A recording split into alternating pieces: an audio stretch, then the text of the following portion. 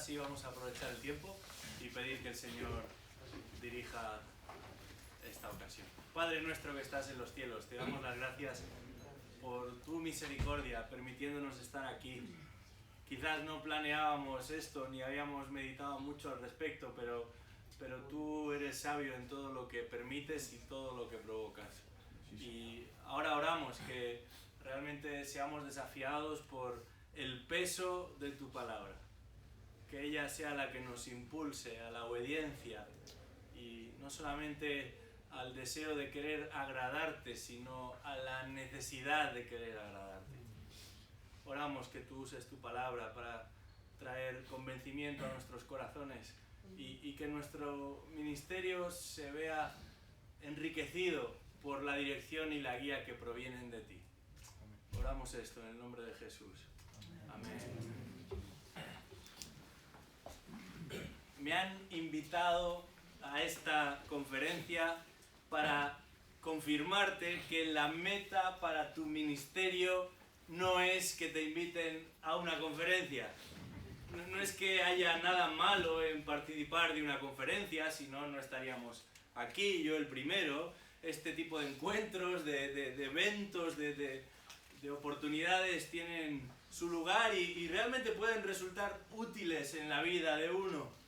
Pero podríamos desempeñar un ministerio verdaderamente fiel, aprobado por Dios, agradable a los ojos de Dios, sin haber participado nunca como ponente en una conferencia, sin tener ninguna visibilidad en redes sociales o ningún tipo de participación extramuros, es decir, fuera del contexto de lo que es la iglesia local. Sin embargo, no importa cuánta repercusión pública o cuánta proyección mediática alcance tu ministerio, no importa cuánto te respeten los hermanos entre los que sirves o cuántas personas se lleguen a congregar en el lugar en el que estás, porque estos no son los criterios que validan tu ministerio. Estas no son las marcas que confirman la legitimidad de tu ministerio. Hay algo mucho más primario, mucho más sencillo, pero absolutamente imprescindible para ser hallado fiel. Podemos estar involucrados en multitud de iniciativas, podemos estar ocupados en multitud de actividades, podemos contar con la admiración de un buen número de personas, pero nunca obtendremos un aprobado en fidelidad ministerial si no somos obedientes al Señor en lo que tiene que ver con la capacitación de la grey. El Señor de la Iglesia ha diseñado un plan detallado que establece en qué han de ocuparse aquellos a los que ha puesto como pastores del rebaño.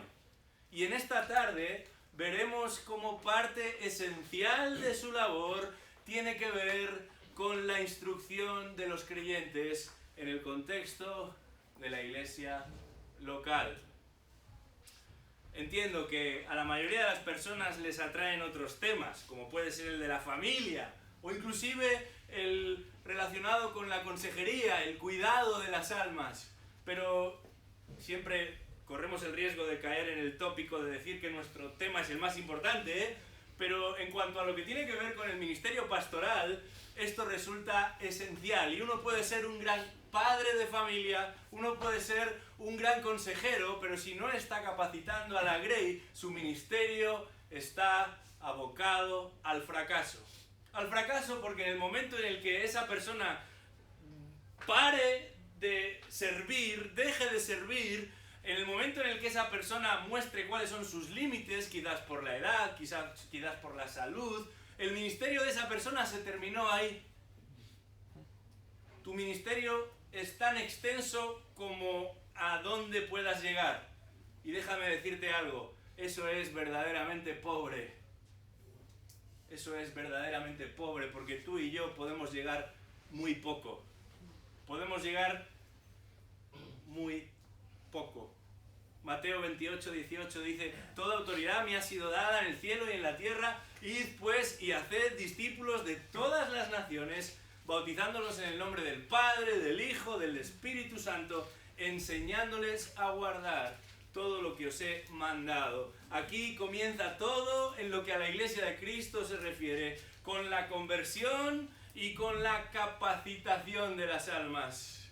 Una conversión que tiene lugar como respuesta a la predicación del Evangelio y una capacitación que viene dada como resultado de enseñar el Evangelio. Una capacitación, una instrucción que a su vez va a facultar a los creyentes, va a habilitar a los creyentes con los que trabajamos y a los que entrenamos a colaborar también en el avance del Evangelio y en la edificación del cuerpo de Cristo. Porque si los primeros apóstoles y discípulos se hubieran encargado solamente a ser buenos padres de familia y a aconsejar a los hermanos en el fragor de sus crisis personales, ni tú ni yo estaríamos hoy aquí. Si aspiramos a recibir la aprobación de aquel ante el cual un día habremos de comparecer, todo lo demás puede esperar. Sí, me has oído bien. Todo lo demás puede esperar. De todo lo demás podemos prescindir hasta cierto punto, pero esto resulta indispensable. Os invito a abrir vuestras Biblias al capítulo 4 de la epístola de Pablo a los Efesios.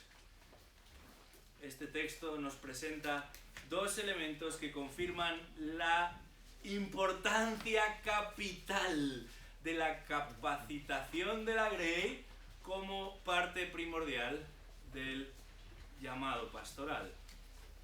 Efesios capítulo 4, y vamos a leer los versículos del 11 al 16. Dice así la palabra de Dios. Y él dio a algunos el ser apóstoles, a otros profetas, a otros evangelistas, a otros pastores y maestros, a fin de capacitar a los santos para la obra del ministerio, para la edificación del cuerpo de Cristo, hasta que todos lleguemos a la unidad de la fe y del conocimiento pleno del Hijo de Dios, a la condición de un hombre maduro, a la medida de la estatura de la plenitud de Cristo, para que ya no seamos niños, sacudidos por las olas y llevados de aquí para allá por todo viento de doctrina, por la astucia de los hombres, por las artimañas engañosas del error, sino que hablando la verdad en amor, crezcamos en todos los aspectos en aquel que es la cabeza, es decir, Cristo, de quien todo el cuerpo, estando bien ajustado y unido por la cohesión que las coyunturas proveen, conforme al funcionamiento adecuado de cada miembro, produce el crecimiento del cuerpo para su propia edificación en amor. Al primero de los dos elementos que de alguna manera confirman la importancia capital de la capacitación de la Grey como parte primordial del llamado pastoral, podríamos llamarlo la planificación del Señor de la Iglesia. Versículo 11. La planificación del Señor de la Iglesia. Dice ahí: Él dio a algunos el ser apóstoles, a otros profetas, a otros evangelistas, a otros pastores y maestros.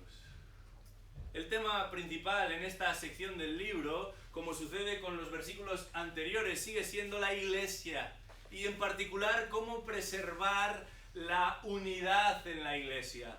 En este pasaje de Efesios 4 no se nos incluye una lista completa, no se nos presenta una lista exhaustiva de los 18 dones que el Señor ha dado a su Iglesia, pero sí se van a mencionar específicamente, concretamente, aquellos dones que resultan esenciales para que la unidad de la Iglesia sea una realidad, para que la salud de la Iglesia sea una realidad. Y en este versículo 11 nos encontramos con 5 dones específicos. No se trata simplemente de responsabilidades o de tareas que ciertas personas desempeñan en un momento determinado. Se trata de un llamado divino. Se trata de una aptitud, de una idoneidad que viene dada por el cielo. El texto original es muy enfático y dice: Él mismo, refiriéndose a Cristo, Él lo ha hecho, Él lo ha diseñado, Él ha provisto a la iglesia, dice el versículo 11 de Efesios capítulo 4, de dones. El texto nos habla de apóstoles, profetas, evangelistas, pastores y maestros. Y todos ellos tienen algo en común. Hay un elemento que los sitúa a todos ellos dentro de una misma esfera. Y es que en una medida o en otra, tanto apóstoles como profetas, como evangelistas, como pastores y maestros, todos ellos son canales de revelación. En una medida o en otra, tanto apóstoles como profetas, como evangelistas, como pastores y maestros, todos ellos son en una medida medios por los que la palabra de Dios va a ser o bien revelada o bien expuesta, explicada. Lo que Pablo está clarificando aquí es que Cristo ha provisto con ciertos dones a su iglesia para que su iglesia tenga acceso a la palabra. Lo voy a repetir. Cristo ha provisto con ciertos dones a su iglesia para que su iglesia tenga acceso a la palabra, a su palabra. Y es que la responsabilidad principal de tanto apóstoles como profetas, como evangelistas, como pastores y maestros, a lo largo de la historia de la iglesia ha sido, en el caso de apóstoles y profetas, la de revelar la palabra de Dios; en el caso de evangelistas, pastores y maestros, la de explicar la palabra de Dios. Y aquí nos encontramos nosotros ahora, en la etapa de la iglesia en la que ya contamos con toda la revelación de Dios, una revelación que es completa, que es perfecta, que es suficiente, que dice Efesios 2, versículo 25, que es el fundamento sobre el que se edifica la iglesia, siendo Cristo la piedra angular, una revelación perfecta, completa, suficiente, pero que ha de ser enseñada. Este ha sido el plan del Señor para su iglesia, el que esa palabra revelada sea una palabra enseñada, explicada. Un Señor que, como dicen los versículos 8 y 9 de este capítulo 4 de Efesios, descendió a esta tierra para finalmente ascender por encima de los cielos y mostrar que es Él el que tiene toda su autoridad sobre la iglesia. Es Él el que soberanamente ha derramado su gracia sobre la iglesia y de esa manera se ha asegurado el señorío sobre la iglesia por medio de un plan para que su iglesia pueda cumplir con la misión que se le ha asignado. Cristo está habilitando a la iglesia para llevar a cabo la labor encomendada a la iglesia. Citando de nuevo a Mateo 28, ¿cuál es esa labor? Hacer conversos y capacitar a esos conversos. Esto es lo que el Señor Jesucristo mismo hizo con sus discípulos. Y en vuestras notas tenéis algunas referencias, quizás no todas. Creo que en el original yo había incluido algunas referencias que no están en las notas, pero al leer los evangelios entendemos cómo el Señor Jesucristo ha practicado este mismo patrón desde el principio. Y en realidad lo que Pablo, movido por el Espíritu de Dios, está haciendo aquí en Efesios 4 es insistir en lo que el Nuevo Testamento insiste. Por ejemplo, en Hechos 2:42 se nos dice que desde el momento en el que la iglesia nace, los creyentes perseveran en la doctrina de los apóstoles. Y a lo largo de las epístolas observamos que una y otra vez este mismo plan va a ser replicado. No se trata de algo puntual en ciertas congregaciones donde hay más interés que en otras por la enseñanza, por la capacitación. Este es el modelo, sin importar las circunstancias y sin importar quiénes son los que están al frente. A veces pensamos que la Iglesia, en cierto sentido, va a recibir y a ilustrar el carácter o la personalidad de aquellos que están al frente, y sin duda hay un impacto entre lo que hacen los pastores y quiénes son los pastores y la congregación, pero esto no debería ser así hasta cierto punto. No depende de que mi pastor tenga un interés particular por la enseñanza, que en mi iglesia se va a enseñar o se va a enfatizar la enseñanza. No depende que mi pastor sea profesor en un seminario o haya recibido educación formal, que entonces sí, los hermanos de la congregación van a tener la posibilidad de ser capacitados y entrenados. Esta visión es tan pobre como la idea que mencionábamos al principio de que el ministerio y mi ministerio es definido y está definido por quién soy yo y por hasta dónde puedo llegar yo. Según Timoteo 2:2 dice: lo que has oído de mí en la presencia de muchos testigos, eso encarga a hombres fieles que sean idóneos también para enseñar a otros. Si de lo que se trata es de garantizar la unidad de la iglesia, si de lo que se trata es de garantizar la salud espiritual de la iglesia, si de lo que se trata es de confirmar el señorío de Cristo sobre su iglesia, este es el camino. Esta es la receta. Este es el plan del Señor para con su iglesia. Y a veces esta labor pastoral de enseñanza y capacitación va a tener, por así decirlo, un sabor correctivo. Por ejemplo, en 1 Timoteo 1, del 3 al 8, vamos a leer el texto, 1 Timoteo 1, del 3 al 8, nos damos cuenta de que esta enseñanza, esta capacitación, va a tener como propósito el corregir una mala praxis, el corregir algo que no está funcionando bien, que no se está haciendo bien, y es por medio de la capacitación que esto va a poder ser revertido.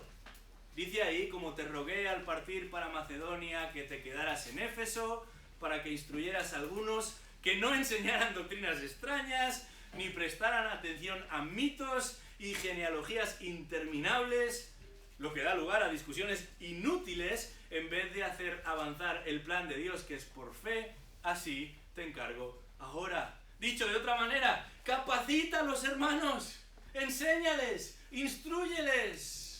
Y a continuación, para que Timoteo no se despiste en cuál es el fin de esa instrucción, dice el versículo 4, el propósito de nuestra instrucción, de nuestra enseñanza, de nuestra capacitación, es el amor nacido de un corazón puro, de una buena conciencia y de una fe sincera, pues algunos, desviándose de estas cosas, se han apartado a una mera palabrería.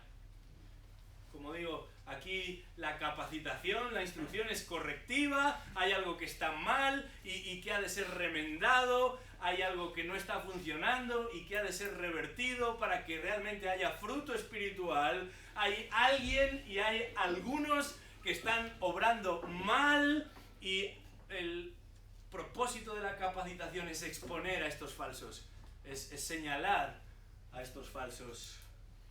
Pero no siempre la instrucción ha de ser correctiva. Deberíamos pensar que en un escenario ideal la instrucción, antes que nada, habría de ser preventiva. Antes de que algo ocurra, hemos de guiar, hemos de orientar, hemos de capacitar a la congregación. Y la idea es que se persigan los mismos fines, por eso capacitamos, que se promuevan las mismas herramientas, por eso capacitamos, que se provean los mismos ejemplos, por eso capacitamos a la congregación.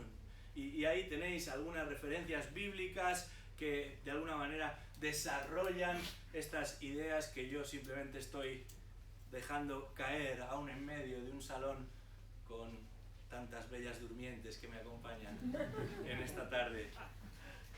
Estamos en una conferencia de pastores y hablo ahora directamente a los que sois pastores o líderes o responsables en vuestra congregación local. ¿Cuánto de tu tiempo de servicio en la iglesia dedicas a esto?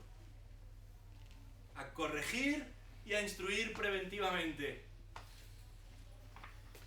En tu lista de tareas, en tu lista de ocupaciones semanales, en eso que supuestamente tienes que hacer antes de que llegue el domingo y después de que se acabe el domingo, ¿qué elementos de lo que tú haces en la iglesia o para la iglesia tienen que ver con esto?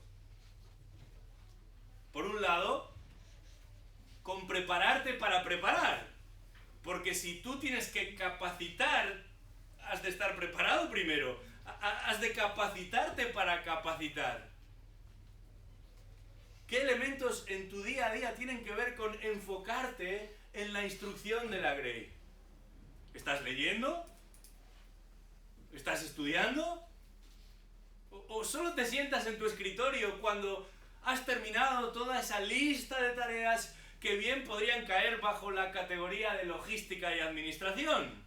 Y no hay nada malo en la logística y en la administración, pero si la logística y la administración ocupan la mayor parte de tu ministerio en la iglesia y tú eres el pastor o el anciano o el líder de la iglesia, si hacer el boletín, si traer y llevar a los hermanos, si llamarles aquí y allá, si organizar esta reunión o aquella reunión, y tantas cuestiones ocupan la mayor parte de tu ministerio en la iglesia. No hay ninguna duda al respecto. Estás sirviendo, y estás sirviendo mucho, pero no según el plan. No según el diseño que el Señor de la iglesia estableció. Un servidor está plantando una iglesia y entiende que hay momentos y momentos en la vida de la iglesia en los que toca hacer de todo. Pero si ese momento excepcional se prolonga indefinidamente hasta convertirse en la norma, es que algo pasa. Es que algo pasa. Hace tiempo conocí al pastor de una iglesia. Llevaba 20 años en el mismo lugar y continuaba estando él solo en el liderazgo. Principalmente porque no tenía más colaboradores. Y de alguna manera él se justificaba cuando le preguntaban, diciendo que es que no encontraba a nadie preparado. Nadie que pudiese asumir esa responsabilidad de acompañarle. Pero yo me pregunto, ¿de quién es la responsabilidad de capacitar a los que no están preparados? Si ese momento excepcional se prolonga indefinidamente, si ese momento excepcional en el que tengo que hacerlo todo y de todo se prolonga indefinidamente hasta convertirse en la norma, es que algo pasa. A veces esa inacción, y cuando digo inacción me refiero al dejar para lo último o como algo secundario lo que debería ser primario y prioritario, es consecuencia de planteamientos denominacionales. O, si lo queremos reducir un poquito, planteamientos eclesiales. A lo mejor solamente es la forma en la que tu iglesia local se ha manejado hasta el día de hoy, en los que no cabe esta figura de pastores y maestros que capacitan. Un buen ejemplo de esto lo encontramos en un movimiento de iglesias muy familiar para algunos de los que estamos aquí. El énfasis generalizado, no en todas, pero sí en varias de estas iglesias, es que no haya una dedicación exclusiva a lo que la enseñanza se refiere, sino más bien que todos enseñen.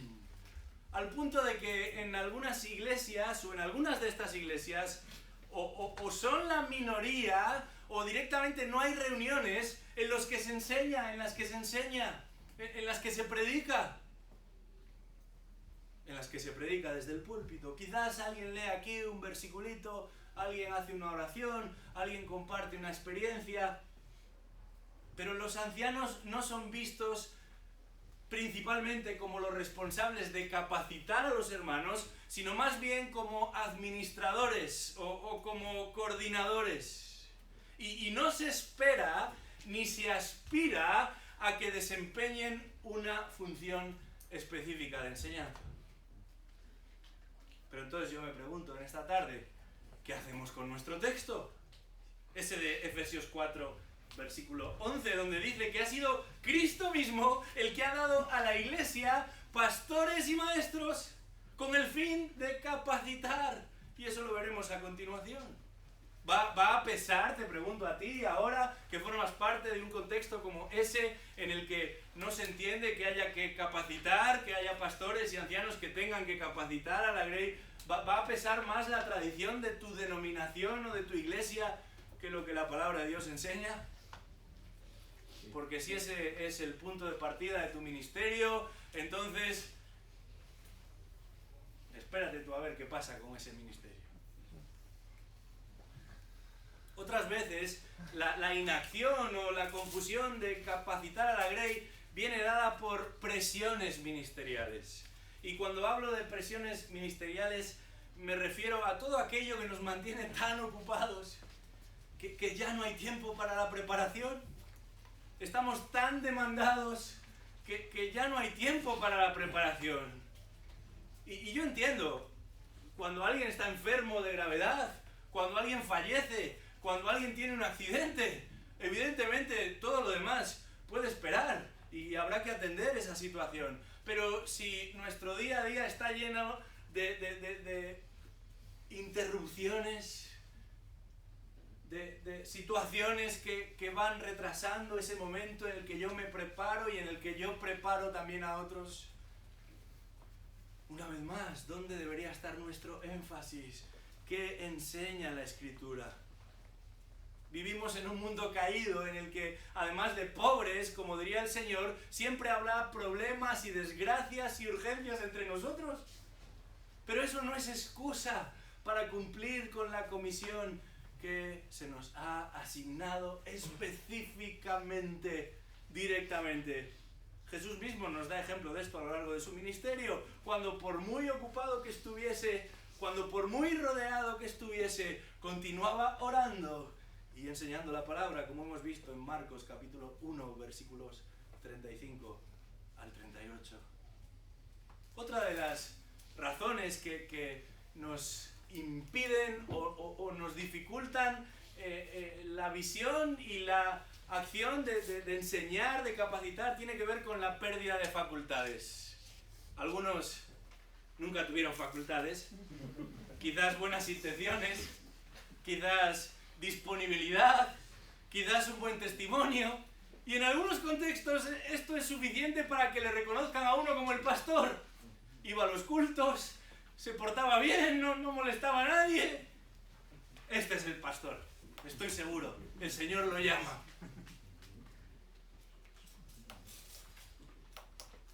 Sin las facultades que la palabra de Dios detalla, por supuesto el carácter lo hemos enfatizado ya, pero sin la aptitud que la palabra de Dios demanda, sin la preparación de ningún tipo, no podremos hacer la tarea. Es imposible, no seremos capaces. Pocos como Spurgeon tuvieron o tienen o tendrán la capacidad de agitarnos de tal manera. En uno de sus estudios escribió lo siguiente: ayer oí una pregunta para la cual aún no he encontrado respuesta satisfactoria. Era la siguiente: ¿qué es peor? ¿El hombre que sabe predicar y no quiere hacerlo? ¿O el hombre que no sabe predicar y quiere hacerlo?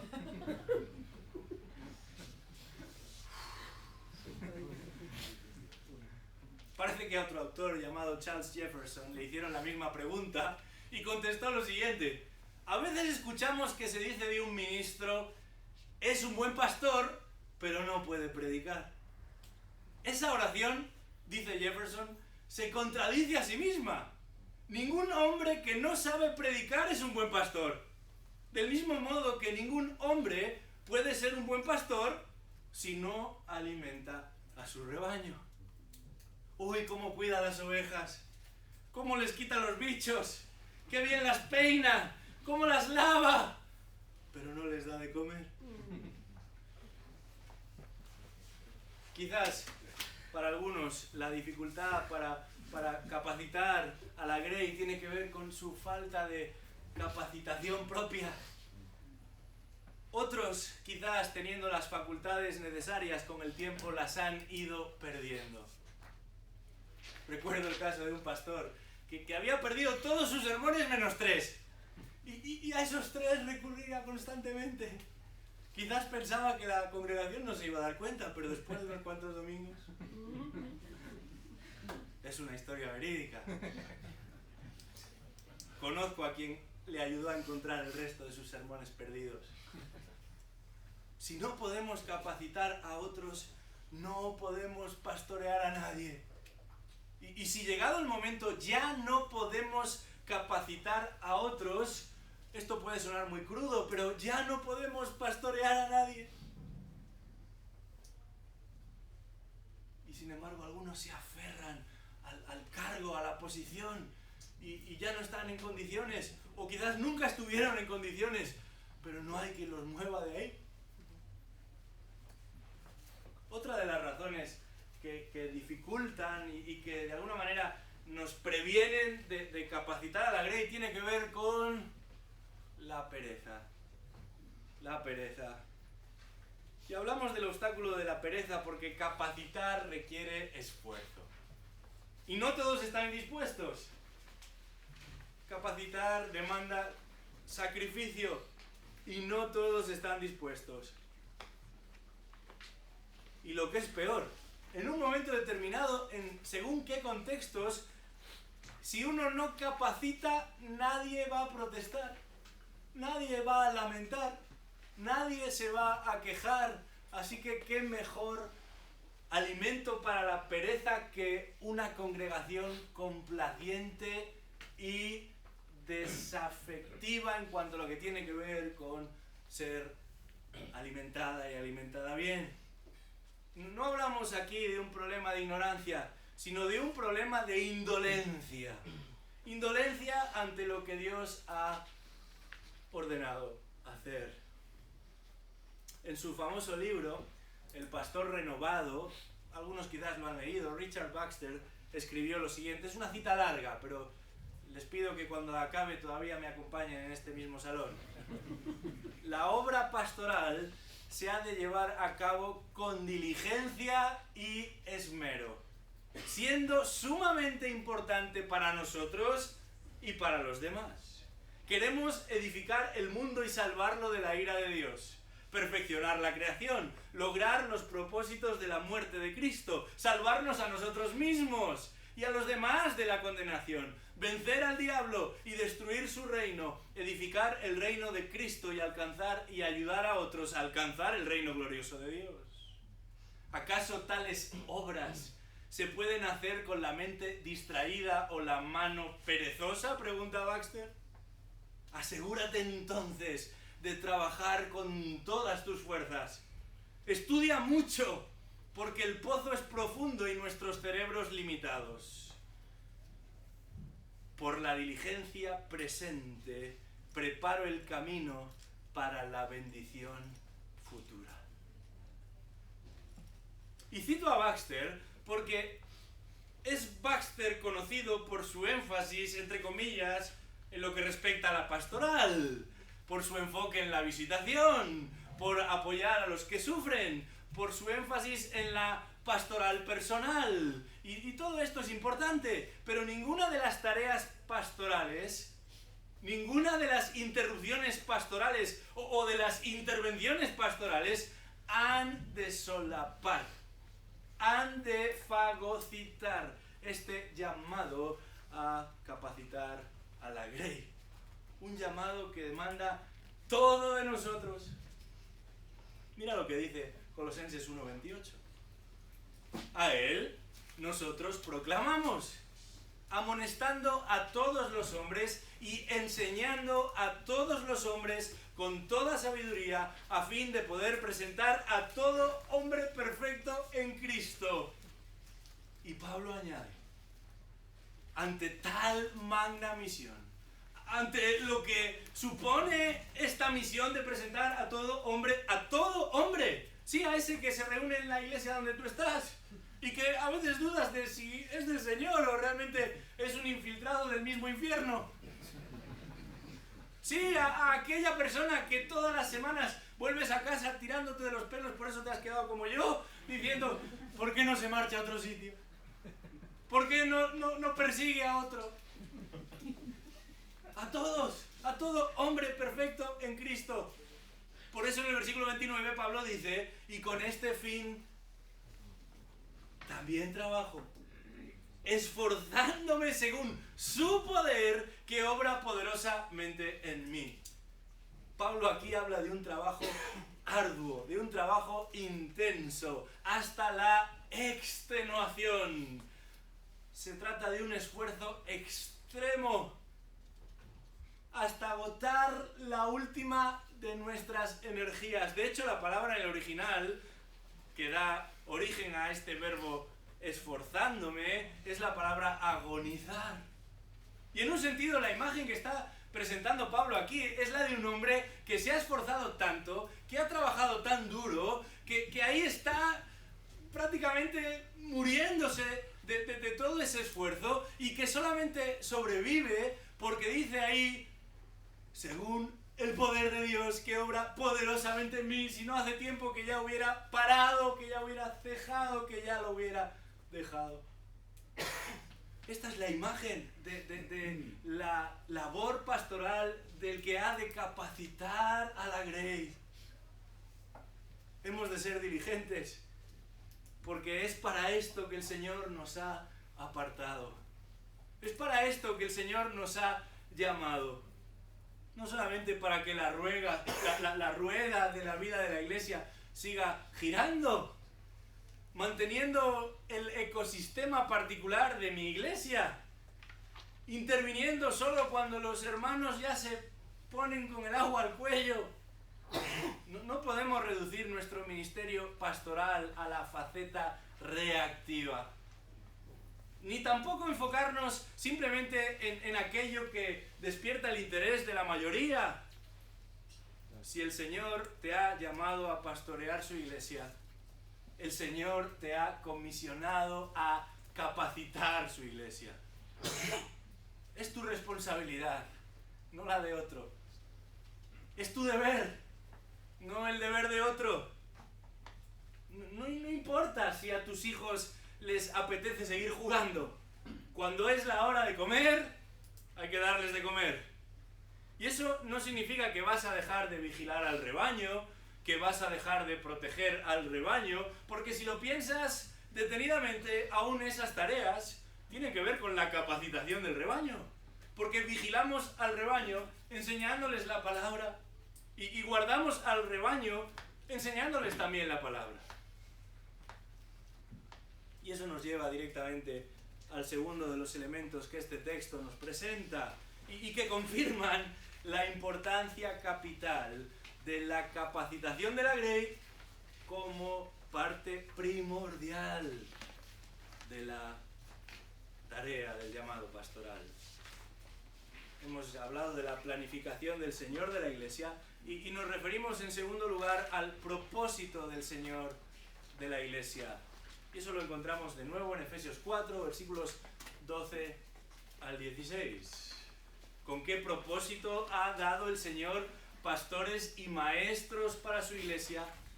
¿Para qué ha planificado el Señor pastores y maestros para su iglesia? El versículo 12 en adelante nos señala 5 áreas específicas que responden a estas preguntas. En primer lugar, con el propósito, con el objetivo de la capacitación del cuerpo. En un sentido es lo que estamos diciendo ya. Versículo 12 de Efesios 4 dice ahí, a fin de capacitar a los santos para la obra del ministerio, para la edificación del cuerpo de Cristo. La palabra capacitar o perfeccionar, según en qué versión, significa literalmente equipar. Equipar. En este caso, equipar a los creyentes para la obra del ministerio. Me gusta cómo lo explica el pastor Montoya. Él dice, los hermanos de la congregación son los ministros de la congregación, no los pastores. Nuestro trabajo es el de equiparlos para que lleven a cabo, dice el texto, la obra del ministerio. De manera que el propósito de estos dones de los que nos habla el texto y a los que ya nos hemos referido, no es otro que el de equipar a la iglesia de Dios.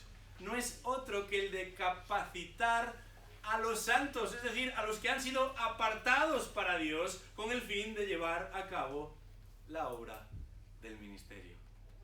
Es por eso que el ministerio de enseñanza en la iglesia es tan importante, porque es el medio que Dios va a llevar a la práctica, es el medio que Dios va a usar para equipar a los hermanos. Dios va a usar la exposición fiel de la Escritura.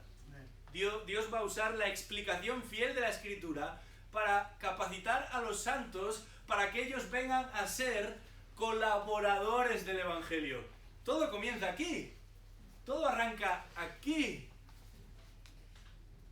Algunos en la iglesia escuchan hablar de enseñanza y se ponen nerviosos.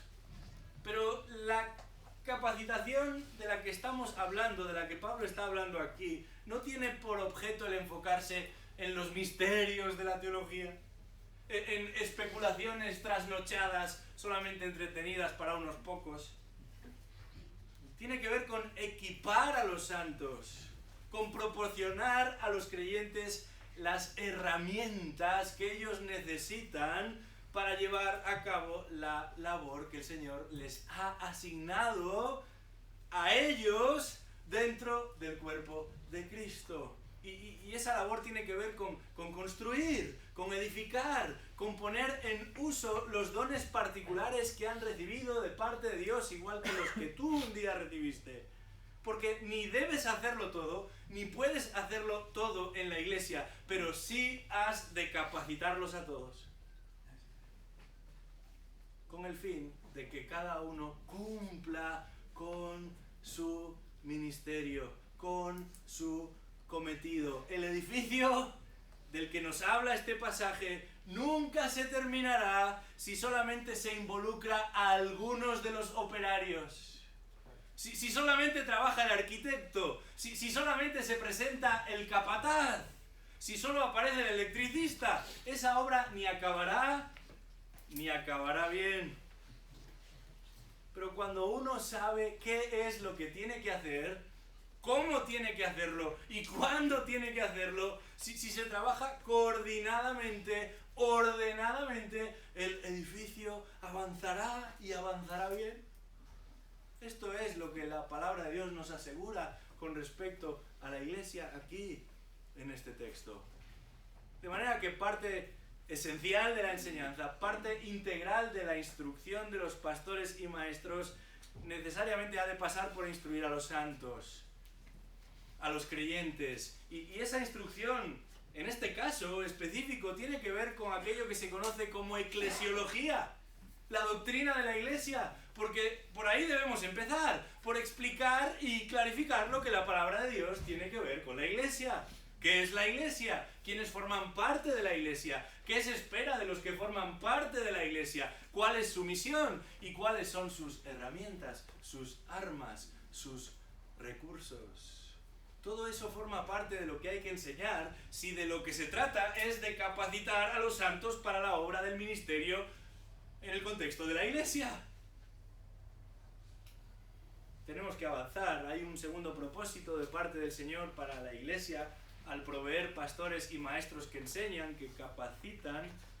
No solamente garantizan la capacitación del cuerpo, también el crecimiento del cuerpo. Versículo 13 dice ahí: hasta que todos lleguemos a la unidad de la fe y del conocimiento pleno del Hijo de Dios, a la condición de un hombre maduro, a la medida de la estatura de la plenitud de Cristo. crecimiento. Crecimiento.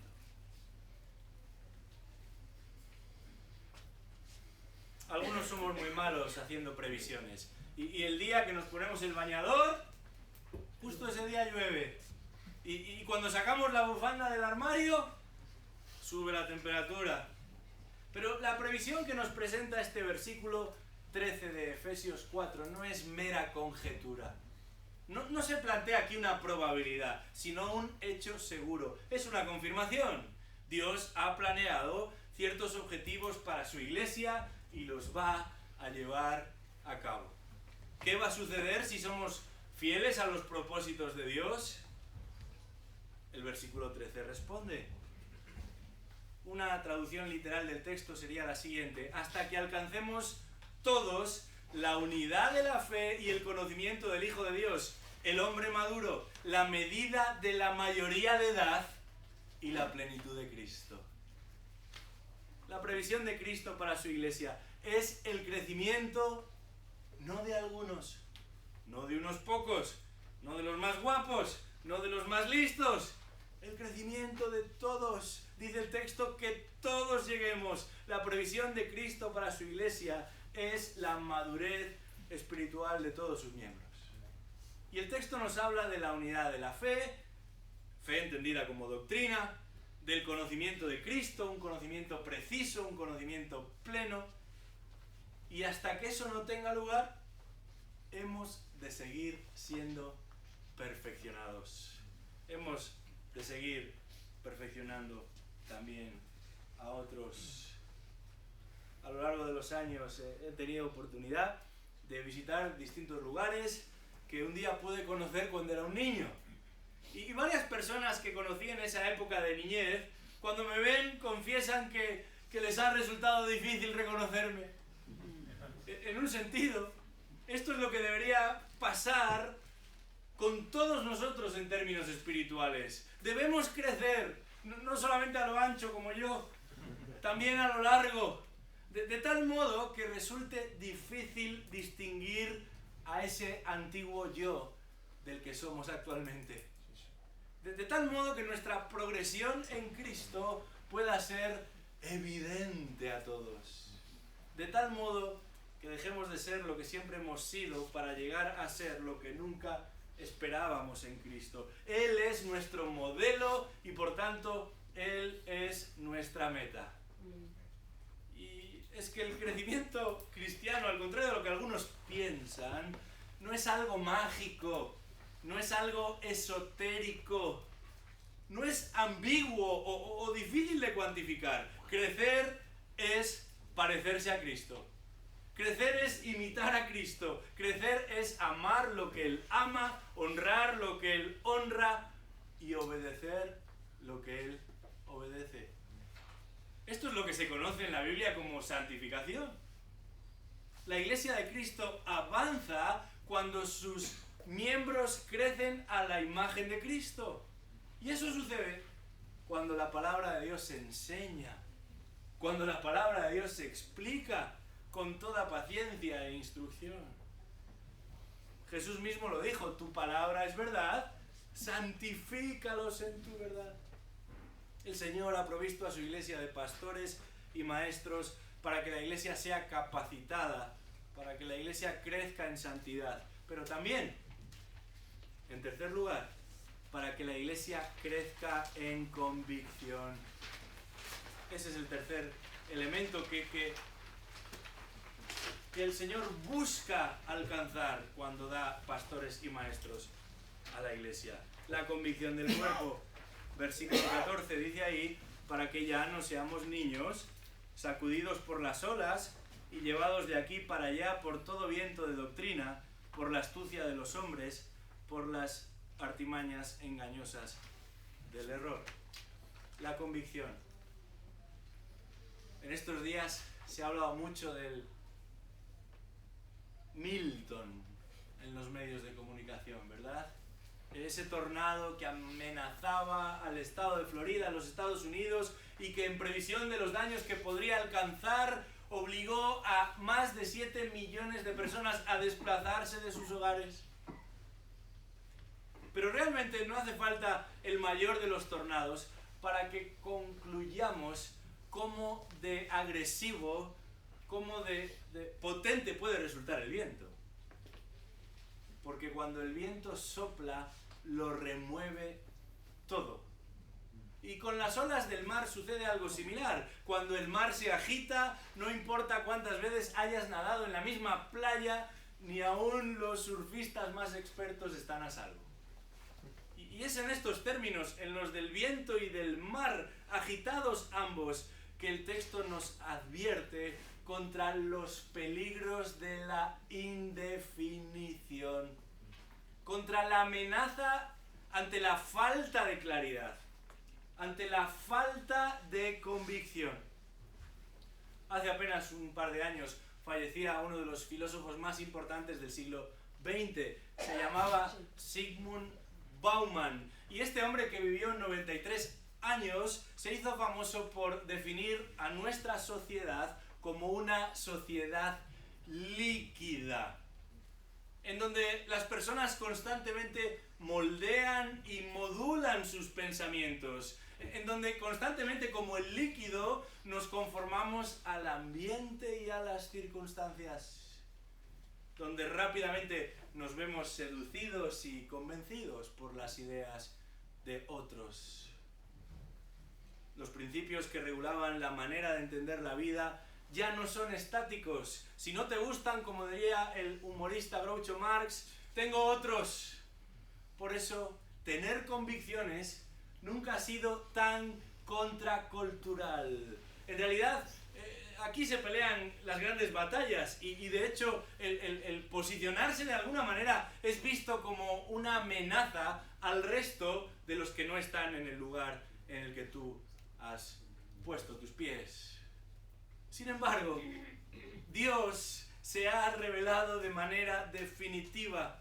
Su verdad no cambia y no importa dónde estamos o las personas con las que nos encontremos. Sécase la hierba, marchítase la flor, pero la palabra de Dios permanece para siempre. Dios se toma muy en serio su palabra y nos exhorta a nosotros a tomarla en serio también. Y esto es lo que está diciendo Pablo aquí en cuanto a la fe. Debemos fortalecer nuestras convicciones para evitar engaños, para evitar manipulaciones, para evitar ser arrastrados de aquí para allá por cualquiera que venga a vendernos su moto. Porque si no, estaremos interrumpiendo esta obra de crecimiento. Y no me refiero aquí a ser tan testarudos que nunca demos nuestro brazo a torcer. El apóstol no está hablando de opiniones, está hablando de la verdad que viene directamente de Dios. Aquello que llamamos fe, de ese cuerpo de doctrina que la palabra de Dios nos revela. De nuevo, me gusta citar a Tozer aquí, porque muchos lo consideran un hombre un poquito exaltado, ¿verdad? Tan místico con su oración prolongada, tan de soñar para Dios. Fíjate lo que dice Tozer al respecto de las convicciones. La fe que es mera conformidad no es fe. Las convicciones prestadas no significan nada. No descansaré, dice Tozer, hasta que la fe de nuestros padres se convierta en la fe de nuestros hijos e hijas. Esa debería ser una prioridad para todos aquellos que enseñan la palabra de Dios. Nuestro objetivo no es imponer el texto, es explicar el texto. Y por eso trataremos de ser lo más claros posibles. Leemos el texto, explicamos el texto, ilustramos el texto y aplicamos el texto. El que escucha ha de comprender el texto. Nuestra audiencia ha de creer el texto, ha de afirmar el texto, ha de obedecer el texto. Y ahí es cuando se forjan las convicciones. Cuando entendemos la palabra de Dios, cuando creemos la palabra de Dios y cuando obedecemos la palabra de Dios. Esto nos lleva al cuarto propósito. Detrás de que el Señor haya planeado pastores y maestros para capacitar a la Grey. y no es otra cosa que la comunicación. Versículo 15 dice ahí, sino que hablando la verdad en amor, crezcamos en todos los aspectos en aquel que es la cabeza, es decir, Cristo. Sé que estoy yendo muy rápido, pero hubiera hecho 7 sermones de esto, no una sesión, y además hace calor, pero estamos llegando a nuestro objetivo, que es al menos cubrir el material que teníamos para hoy. Esta expresión que encontramos en el texto, cuando se habla ahí de hablar la verdad, significa literalmente de referirnos a aquello que se corresponde con la realidad. El discípulo de Cristo es uno que ha sido llamado a amar al prójimo como a sí mismo, y ese amor se manifiesta al menos partiendo de una base muy pequeña, y es que vamos a hablar la verdad, vamos a decir la verdad, y lo vamos a hacer de una manera amable, buscando el bien del hermano, porque si amamos al hermano, entonces hablaremos la verdad con el objetivo de que no solamente crezca el hermano, sino que todos crezcamos. Que nadie se quede atrás, no en una área, sino en todas las áreas. El texto dice, crezcamos en todo, en todos los aspectos. Esto es importante. Si hemos de crecer en todos los aspectos, si hemos de avanzar en todos los aspectos para que en todos los aspectos reflejemos a Cristo, significa entonces que habremos de entrar en todos los aspectos. No hay rincón del universo que no le pertenezca a Cristo. Y no hay esfera en la vida del creyente en la que no debamos reflejar a Cristo. Y eso no significa que tengamos patente de corso para entrometernos en la vida de nuestros hermanos. Eso no significa que podemos hablar y decir lo que queramos acerca de ellos.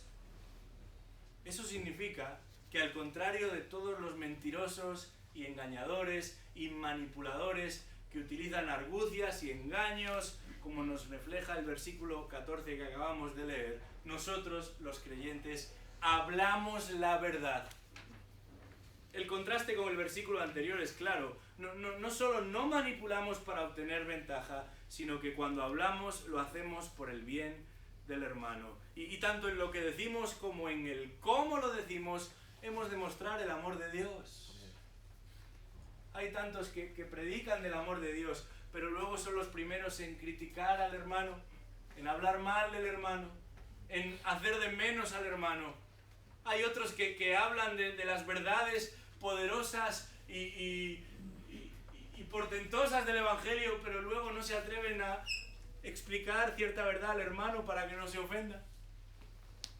De alguna manera es muy fácil subirse a un púlpito, y cuando uno se acostumbra, todavía es más fácil subirse a un púlpito. Pero qué difícil es decirle a alguien la verdad. Qué difícil es acercarse a alguien para decirle la verdad.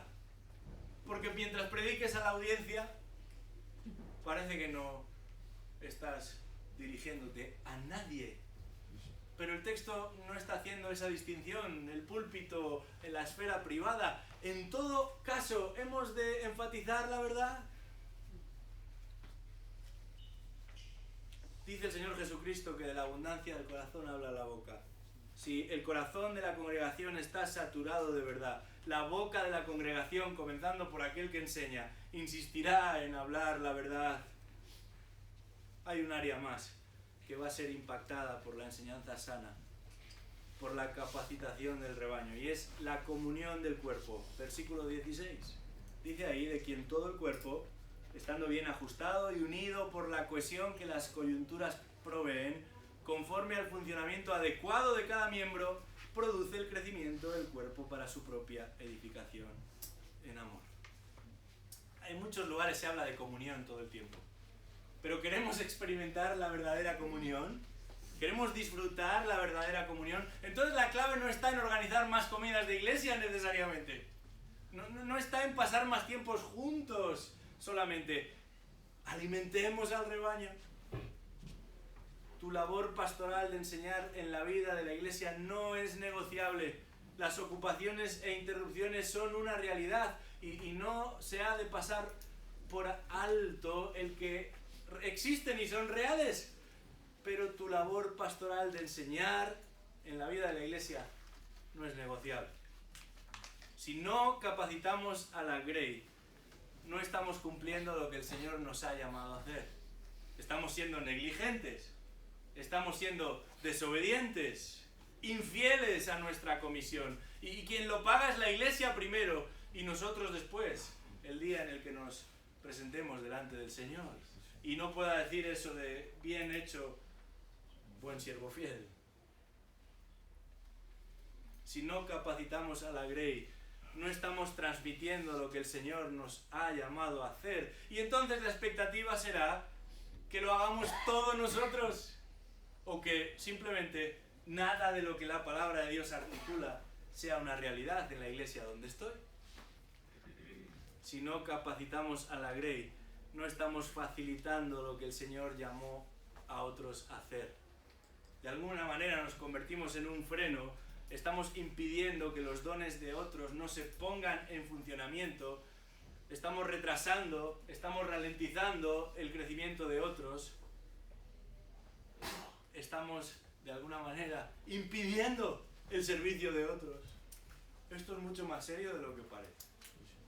Si la primera de las aplicaciones ante ese plan del Señor para con su iglesia era un llamado a ser diligentes ante esta responsabilidad capital de capacitar la Grey, la segunda de las aplicaciones, a la luz de cuál es el propósito del Señor para con su iglesia, pasa por ejercer discernimiento. Discernimiento al analizar cuidadosamente en qué áreas estamos capacitando a los hermanos que el Señor ha puesto bajo nuestro cuidado. Si ya estamos convencidos de la importancia y queremos ser diligentes, hemos de tener discernimiento.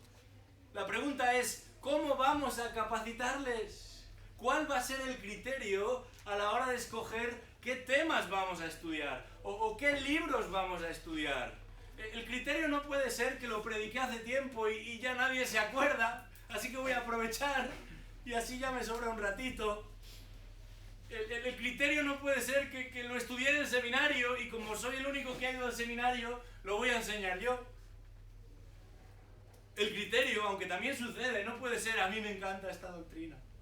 Esta doctrina es mi preferida. Así que una y otra vez vuelvo al mismo sitio. La pregunta que deberíamos hacernos es la siguiente. ¿Cómo va a ayudar la enseñanza? ¿Cómo va a impactar la capacitación para que los hermanos avancen? Avancen en su crecimiento, avancen en su convicción, avancen en su conversación, avancen en su comunión. Porque si solo entras en lo que le gusta a la gente o en lo que la gente prefiere o en lo que reciben mejor, no va a funcionar, no se va a avanzar, antes o después todo va a colapsar. Fórmate, si no cuentas con las herramientas y los recursos necesarios y por supuesto que Berea es un buen lugar para comenzar. Pide consejo a otros pastores y maestros que vayan un poquito por delante que tú en esta área, pero sobre todas las cosas establece un plan de acción.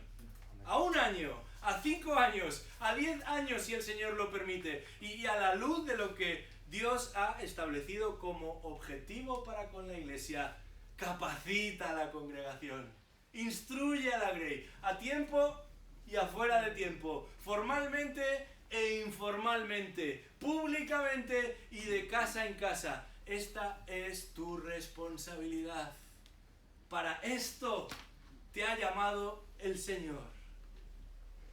Reflexiona sobre estas cosas, dedícate a ellas para que tu aprovechamiento sea evidente a todos. Ten cuidado de ti mismo, por supuesto que sí, pero también de la enseñanza. Persevera en estas cosas, porque haciéndolo asegurarás la salvación tanto para ti mismo como para los que te escuchan. Vamos a orar. Padre nuestro que estás en los cielos, te damos las gracias por tu palabra, porque si hay algo seguro es tu palabra. Te damos las gracias por tus planes y propósitos para con la iglesia, porque sabemos que son los mejores. Te damos las gracias por el inmenso privilegio de poder colaborar en la obra del ministerio. Pero te pedimos que nos ayudes a hacerlo de una manera que te agrada a ti. Te pedimos que nos ayudes a llevarlo a cabo de una manera en la que la gloria es para ti. Te pedimos, Señor, que no resultemos ni un obstáculo ni un estorbo, y si ese llegara a ser el caso, quítanos de en medio, apártanos de ser piedra de tropiezo o freno para con tu iglesia. Pero si tú lo permites y así te place el hacer, ayúdanos a ser obedientes y fieles, ni añadiendo nada, ni sacando nada de lo que tú te has propuesto hacer para con los tuyos.